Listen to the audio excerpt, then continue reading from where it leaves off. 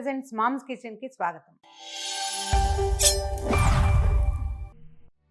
చాలా రోజుల క్రితం ఒక కథ చెప్పానండి. ఒక కోడలు అత్తగారింటి నుంచి చెరువుకి వెళ్తుంది, అంటే కాపలాకి వెళ్తుంది, పొలం కాపలాకి వెళ్ళేటప్పుడు ఏం చేస్తుందంటే అమ్మాయి కారంగా తినాలనుందని పెసరపప్పు మిరపకాయలు మూట కట్టుకుని పట్టుకెళ్ళి పొలంలో ఉన్నటువంటి రోట్లో పెసరపచ్చడి చేసుకుంటుంది.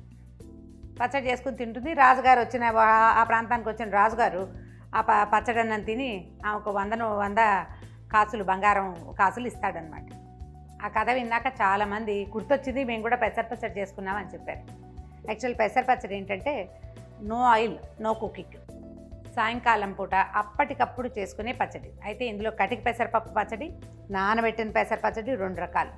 కటిక పచ్చడి అంటే పప్పుని దంచేసి కొద్దిగా నీళ్ళు చల్లి దంచుతూ మెల్లిగా ఎండుమిర్చి కూడా అందులోనే వేసి అందులో జీలకర్ర వేసి ఇంగు వేసి నూరేసుకునేది, నానబెట్టకుండా.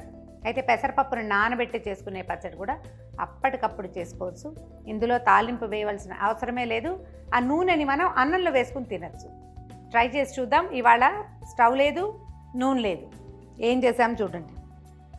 పెసరపప్పుని ఒక 7-8 ఎండుమిర్చి కలిపి నానబెట్టాం. దీన్ని కొంచెం మెత్తగా నానంటే ఒక గంట సేపు నానితే చాలండి, అందుకంటే ఏం అక్కర్లేదు. జస్ట్ రోట్లో నూరేసుకోవటమే. ఇందులో వెల్లుల్లిపాయలు చిన్నుల్లిపాయలు వ్యవహారం నథింగ్ డూయింగ్, ఏమీ లేదు. జస్ట్ జీలకర్ర, ఇంగువ, తర్వాత ఉప్పు వేసుకుంటాం ఎట్లాగో పచ్చడిలో. ఒక నిమ్మకాయ పిండితే కారంగా పుల్లగా కమ్మగా బ్రహ్మాండంగా ఉంటుంది. ట్రై చేసి చూడండి, నేను చేసి చూపిస్తాను. రోలు ఈ సైజు రోలు ఉంటే చాలా హాయిగా ఉంటుందండి. చిన్న చిన్న పచ్చళ్ళు చేసుకోవచ్చు. దీన్ని గట్టిగా ఏం తక్కర్లేదు, ఈజీగానే నలిగిపోతుంది. నానింది కదా.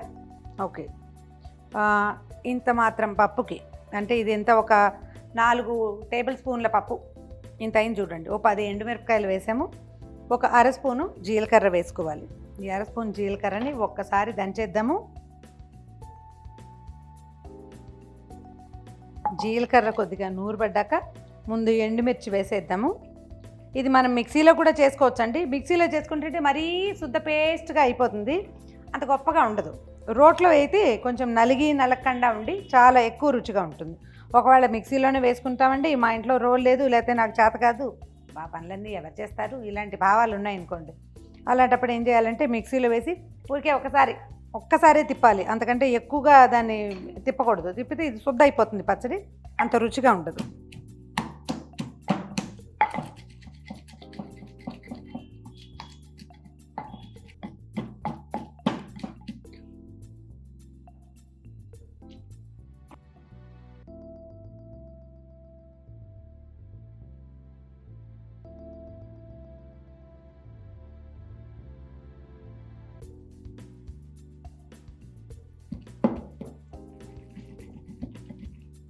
దీంట్లో ఏం చేద్దామంటే, మా చిన్నప్పుడు అండి ఇలాంటి డబ్బాల ఇంగు కాకుండా పాల ఇంగు అని వచ్చేది. ఇప్పుడు కూడా వస్తుంది. మాగాయ పచ్చళ్ళు అవి చేసేటప్పుడు దాంట్లో అవి వేసుకునేవాళ్ళు అనమాట. చిన్న ఉండలా ఉండేది. అది ఒక 5 నిమిషాలు ఈ పెసరపప్పుతో పాటే నానబెట్టేవాడు. అసలు అది నువ్వు రుబ్బుతుంటేనే ఎంత మంచి వాసన వచ్చేదో. ఇప్పుడు ఇది వాసన రాగానే మొత్తం మా వాళ్ళంతా భోజనాలు చేసి వచ్చిన వాళ్ళు కూడా మళ్ళీ తింటూ ఉంటారు. కొంచెం మోతాదుగా వేయండి, ఎక్కువ ఇంగువ కాదు, జస్ట్ వాసన వచ్చేలాగా అంతే.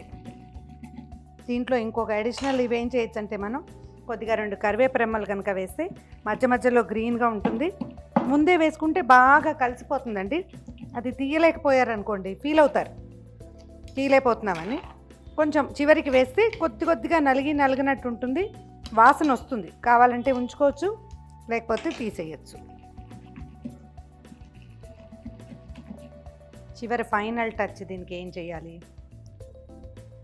ఒక్క నిమ్మరసం పిండాం కొంచెం. దీంట్లో పులుపు ఏం వేయలేదు, మనం చింతపండు పెట్టలేదు కదా, అందుకని కొంచెంపాటి నిమ్మరసం కనుక వేస్తే బాగుంటుంది.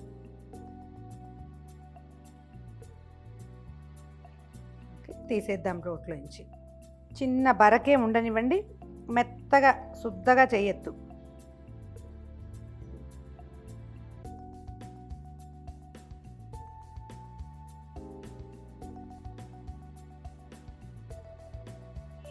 ఇదిగోండి మన పచ్చడి రెడీ.